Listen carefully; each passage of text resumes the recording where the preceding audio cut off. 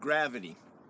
I'm about 30 feet above the hard Arizona soil right now, and gotta tell you, I'm thinking a little bit about gravity. Getting up on top of the roof on that ladder, I thought about gravity. It's kind of interesting because gravity is something that we accept. We don't argue with it, we understand it. We actually build our whole life around that. I remember when Kim and I, almost 30 years ago, got a chance to, on our honeymoon, to go to Hawaii.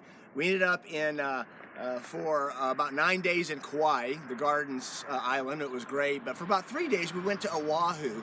And as you know, Oahu it's just a big city. And we were up on the 22nd floor, and it was wild because you had a great view there, but there was just this little slab of concrete out there with this fence that you could walk out and you could stand there. And I got to tell you, I did try. Kim didn't even go out on there because you would go out and gravity would take over. There was this real reality, this little slab of concrete and you hanging over 22 stories above the ground.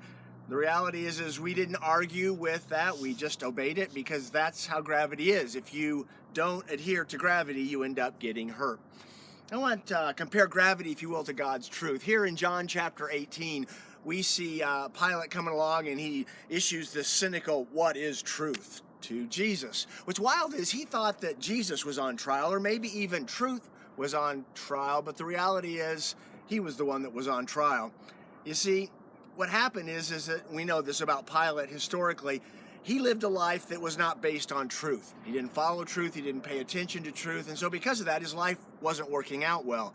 So he became very cynical about truth because he wasn't paying attention to it like you need to pay attention to gravity. And he kept getting hurt over and over and over. His life historically was a mess. Why?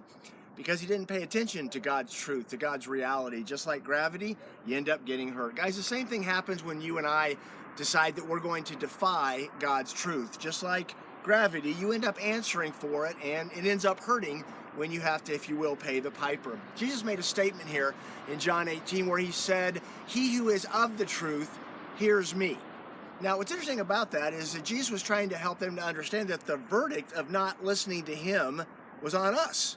That when we don't listen to God's truth, just like gravity, there's a price to be paid. You know, I have, for the last almost 30 years here at the Bridge, shown you study after study after study that shows that when we obey what God says to do in the Bible, and these are secular studies, that our life actually gets better. And when we disobey what God says to do in the Bible, our life gets worse. The reality is that God didn't put, if you will, gravity in place to hurt us, but to enable us to be free to live in this world. Same thing is true about God's truth.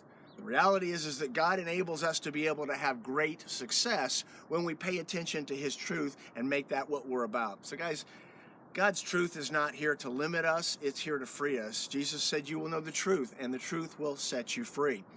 So when we understand that God's truth is here to help us, not hurt us, like gravity is here to help us, not to hurt us, then we realize we want to make sure that we pay attention to it. But when we ignore God's truth, like gravity,